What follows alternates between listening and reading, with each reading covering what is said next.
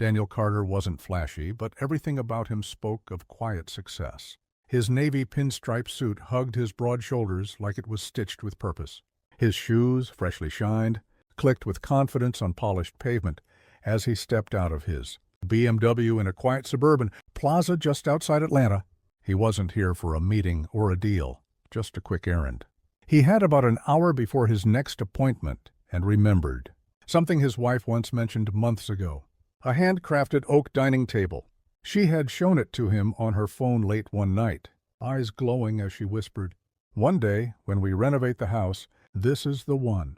That day hadn't come, yet. But Daniel was a man who paid attention. He loved quietly, through actions, surprises, moments no one else saw. So instead of grabbing coffee or checking emails, he stepped into the furniture boutique she'd pointed out before. The place looked like something out of an architectural magazine: glass walls, high ceilings, furniture displayed like art, and the faint scent of wood oil and linen in the air. Jazz hummed through unseen speakers. There were no price tags. That's how you knew it was expensive. The kind of place where if you had to ask, you didn't belong. Daniel had the means, and he had a reason. As the door shut behind him, the bell gave a polite chime that barely registered. But to the two white salespeople chatting near the entrance, it was a warning. They paused. Eyes flicked to him. They didn't smile, didn't greet him, just watched. Daniel felt it, the chill in the welcome. The silence too loud. He gave a small nod and walked further in. His hand stayed close to his sides, his briefcase hanging neatly in his left. He moved with the kind of careful grace that comes from decades of experience, navigating rooms that weren't built for him, proving himself in boardrooms where no one looked like him, building something from nothing and still being asked for ID. He made his way to the back, where the handcrafted oak table stood under soft lighting. It was beautiful, rich grains, smooth polish, the kind of wood that would last for generations. He ran a finger along its edge, imagining his wife's smile. This was the one, but even as he stood there admiring it, he could feel the weight of eyes on his back. A glance in the reflection of a framed mirror confirmed it. The security guard had shifted positions. One of the salespeople was now on the phone, murmuring quietly. It wasn't paranoia. It was a pattern, one Daniel had seen too many times. Still, he said nothing. He was here to buy a table. He didn't need their approval. He just needed a quote. Daniel had barely reached the table's edge when a middle-aged man with thinning hair, carrying a clipboard, emerged. His name tag was Ron, general manager. He greeted Daniel professionally and ignored his smile, as if suspicious, his eyes scanning him. Daniel remained calm while Ron inquired if he needed assistance, sounding more dismissive than welcoming. He understood the need for caution due to the frequent walk-ins, but insisted on a purchase. Daniel explained that he was merely admiring the piece and wanted to make a purchase. Ron, without moving an eye, explained the store's preferences for privacy and familiarity.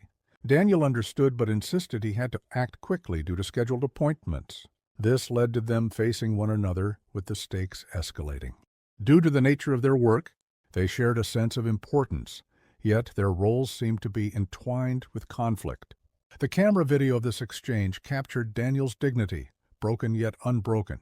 Forced to put an end to the interaction, he whispered an appreciative "thank you" as he made his way past security guards and the camera's glare, stepping into the sunlight. This unspoken act echoed what had happened within his soul many times before. In the end, the video went viral, making its way to millions of people who had witnessed a forgotten side of Daniel. By the next morning, the video had taken on a life of its own. Across Twitter, Instagram, TikTok, and YouTube, people were sharing the clip of Daniel Carter being quietly humiliated in the upscale furniture store. The audio was clear. Ron's tone, the body language, the subtle but undeniable racism, it was all captured with brutal clarity. Comments poured in from every corner of the country. He handled it with more class than I ever could. This man deserves an apology and a lawsuit. Why does this still happen in 2025? The footage made the morning news in Atlanta. A local reporter even drove out to the same store to ask for a comment, but the store was closed for maintenance. Behind that temporary sign was a panicked corporate office trying to contain a brewing PR disaster. But Daniel Carter? He hadn't said a word to the press. Not yet. He wasn't chasing attention. He was watching patiently, just as he always had. In a quiet corner of his home office, his phone buzzed nonstop. Friends, colleagues, former clients, some outraged, some stunned. A few said, "I didn't think that could happen to someone like you." He just shook his head. That was the problem, wasn't it? They thought success was armor. They thought a tailored suit, a six-figure business, and decades of hard work somehow made him immune. As if racism only targeted the loud, the angry, the poor. But Daniel knew better. It didn't matter how you dressed. It only mattered how they saw you. And to that manager, he hadn't looked like a customer. He looked like a threat.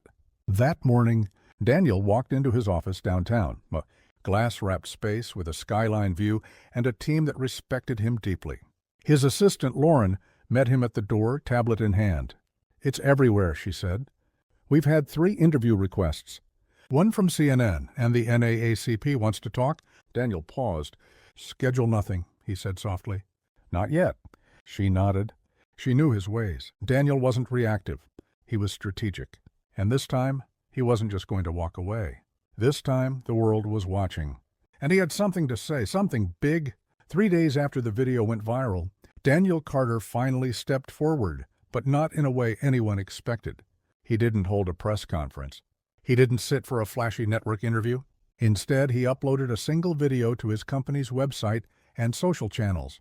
Just him, no lawyers, no dramatic music, a simple frame. Daniel, seated in his home office, daylight pouring through the window behind him. And he spoke, not just about that one moment in the furniture store, but about the years that led up to it, about walking into boardrooms and being asked if he was the delivery guy, about being followed in luxury stores while shopping for his anniversary, about being mistaken for security at his own corporate event.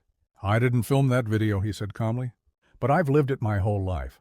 His voice didn't shake, but it carried the weight of thousands of moments, some big, some small, all rooted in the same deep, quiet injustice.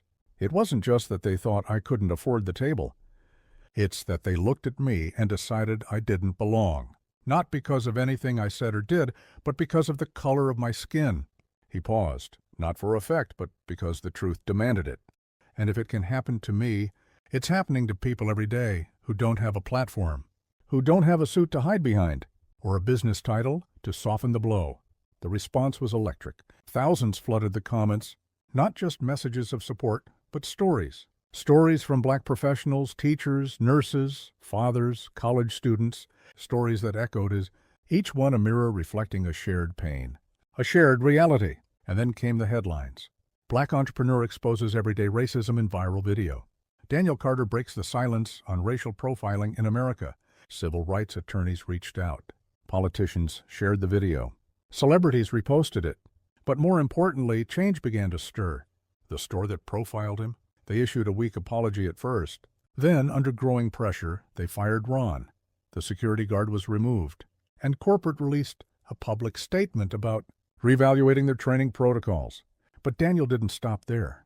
He partnered with local activists to launch a campaign, We Belong, aimed at fighting racial profiling in retail spaces.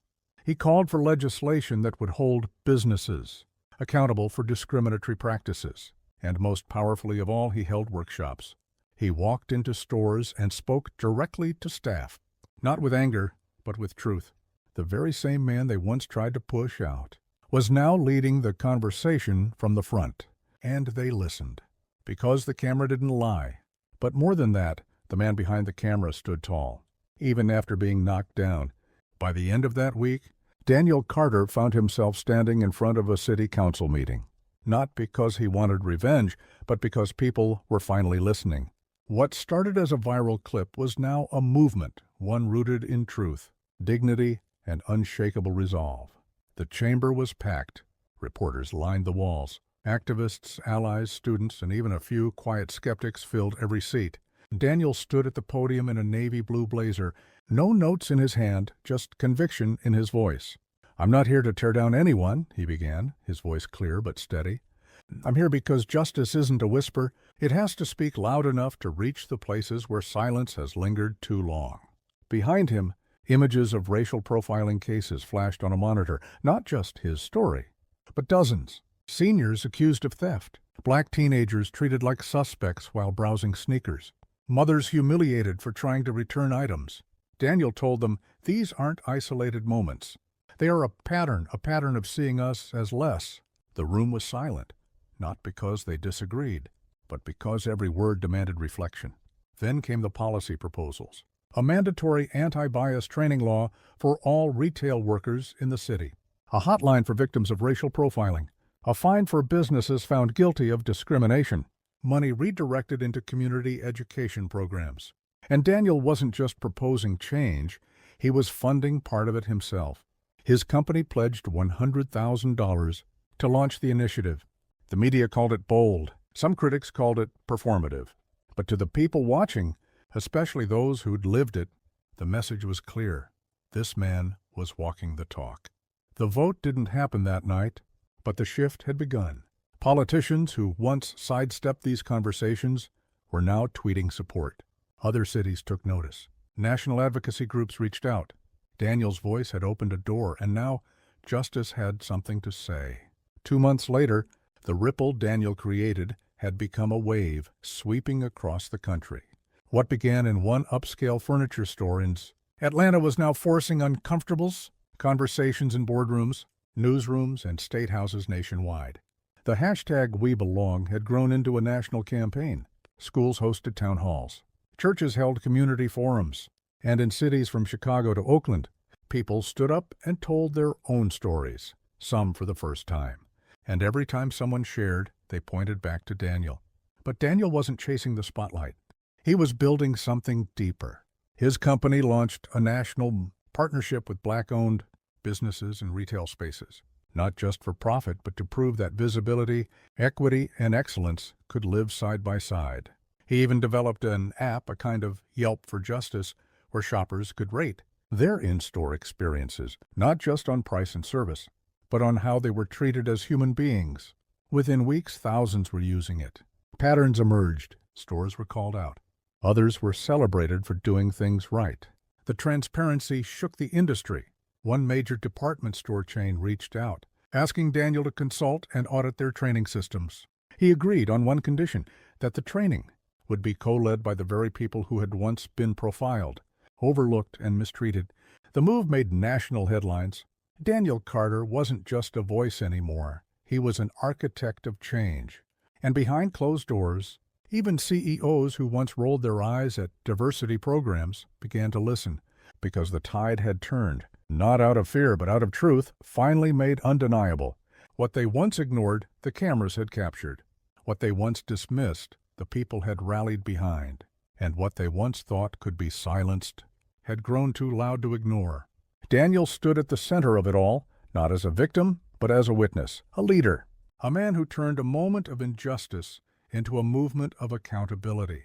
It was a clear morning when Daniel Carter walked through the towering glass doors of a building that once wouldn't even give him a second glance. But this time, he wasn't there to shop. He wasn't there to explain himself. He was there to lead. The National Retail Equity Summit had invited him as the keynote speaker, an event attended by CEOs, lawmakers, educators, and social justice leaders from around the country. The same industry that once slammed him to the ground, figuratively and nearly literally, was now offering him the seat he always deserved. But Daniel didn't come to be celebrated. He came to challenge. As he stood on the stage beneath bright white lights, his voice echoed through the grand hall. "Don't clap because I'm here," he said plainly. "Clap when we've built a world where people like me aren't mistaken for criminals in places they own. Clap when Black children can walk into a store and feel welcome without having to shrink themselves. Clap when we stop rewarding comfort and start embracing truth." The audience didn't move for a moment. Not because they disagreed, but because they felt the weight of his words. Then slowly, a wave of applause began. It grew, not from politeness, but from conviction. Afterward, a dozen corporate leaders came to speak with him. Some wanted to listen, others wanted advice. A few just wanted to say, "I'm sorry." And Daniel listened to them all, with grace, but without retreat. He challenged them to make measurable changes, not statements. To diversify not just their staff, but their mindsets. To create systems where equality wasn't an annual workshop, but the foundation of their business. And quietly, some began to change. Policies were rewritten. Diversity councils formed. Security protocols updated. But Daniel knew it wasn't about what happened inside those glossy buildings. It was about what rippled beyond them, in homes, in classrooms, on sidewalks, and in checkout lines. The justice he fought for had never been about him. It was about the world he wanted his children and yours to grow up in. Months passed, and Daniel Carter's story settled into the hearts of millions, not as a headline, but as a lesson. His name began appearing in places he never imagined. In textbooks under chapters on modern civil rights. In classrooms where teachers used his story to discuss bias and bravery. And even on scholarship, plaques awarded to students who dared to speak up, when staying silent was safer. But Daniel never let it change him. He still showed up to his office early, shook every employee's hand, and returned calls personally. Fame was never the goal. Dignity was. One afternoon, he visited a high school in a rough Atlanta neighborhood where students gathered in the auditorium to meet him. One young boy stood up, nervous, clutching a worn notebook. "Mr. Carter," he said, "how do you stay strong when they treat you like you don't belong?" Daniel didn't hesitate, "Because I know I do, and so do you. The lie is in their treatment. The truth is in your presence." The room went silent and then erupted. It wasn't the kind of applause you give a celebrity. It was the kind of sound people make when they realize they are not alone. By then, the officer who assaulted him had resigned. The store released a public apology citing a failure in training and values. But Daniel didn't celebrate that. His victory wasn't in punishment. It was in progress. Stores across the country updated their bias policies. State legislatures introduced new retail equality laws. And most of all, people paid attention. Cameras kept rolling, but minds started changing. Daniel's name became more than a story. It became a standard, a symbol, a reminder that the truth always finds a way, even when it's tackled to the floor. And long after the headlines faded and the hashtag stopped trending, his legacy lived on, not just in the systems he helped reform, but in the eyes of every black person who walked into a store and stood tall.